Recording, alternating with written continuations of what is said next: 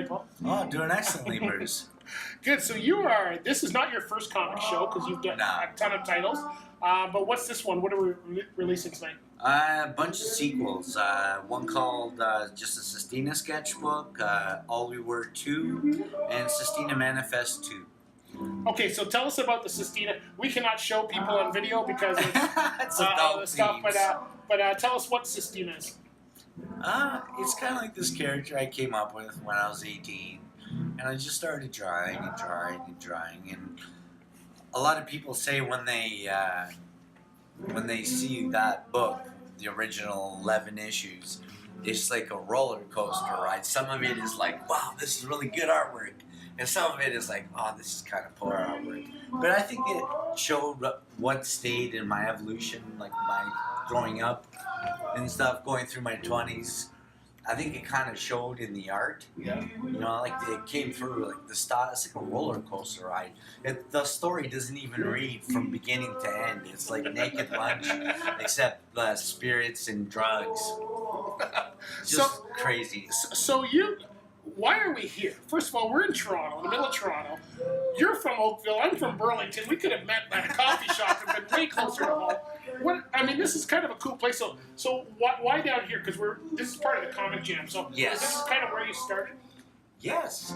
I've been coming to Comic Jam for years, like probably 4 or 5 years. Not necessarily every month, but I like to show up, and do my bit, right? So the Cameron House is really just a comfortable place that I know everyone, instead of like going to a bar elsewhere and no one showing up. Like I know people will be here tonight just to see the jam, right? To draw the jam drawings on the stage, right? So it's fun. Yeah, no, and is this where your art got inspired?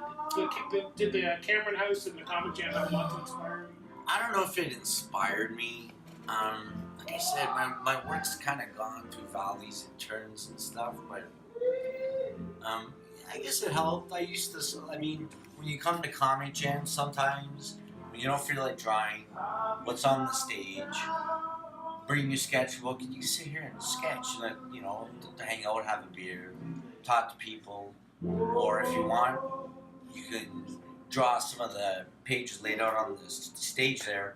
I don't know if I explained this to you before, but it's like it starts as a piece of paper. Someone draws the first panel, they put it on the stage, and then someone else picks it up and does the next panel. So it's like sometimes it goes through like radical, like whoa, what was, you know what I mean? Like sometimes it's just downright dirty. Sometimes it's funny. Sometimes it's quaint. It's cool.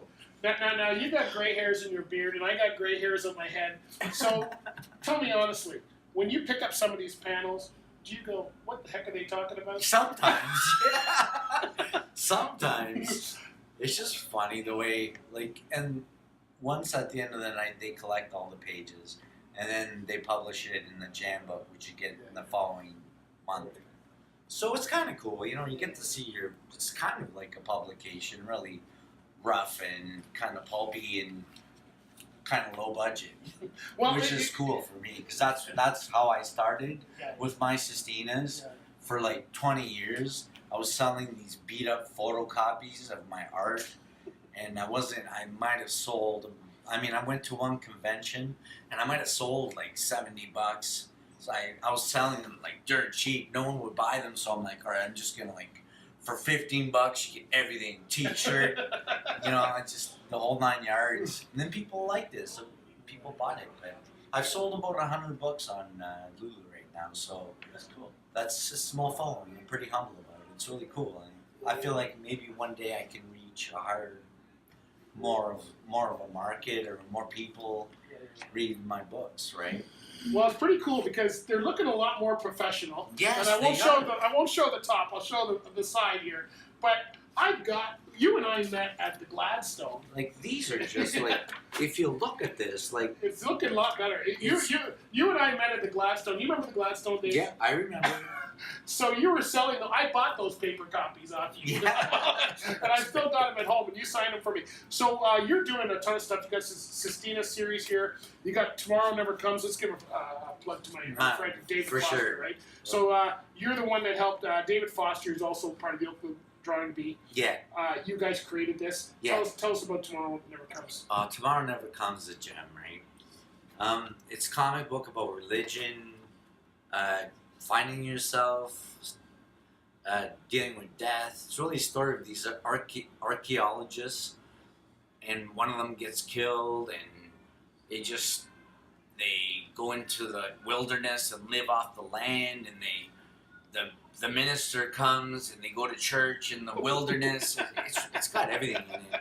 It kind of just rambles, but it's an amazing book. It's my favorite too. One of my favorites. You and David come up with stories that the rest of us Yeah. can never how does it go from? I mean, I've seen your guys' work, and I can never figure out where this story's going. Tell us about this one. This one's my favorite. I'll tell you why this one's my favorite. I worked on it with you. That's I right. did the logo, and I really like the way that you produce it. So tell us about All We Were. What's going on with this one? All We Were is a story of a plague that hits society, and it's one man's cure to try to find a cure. Or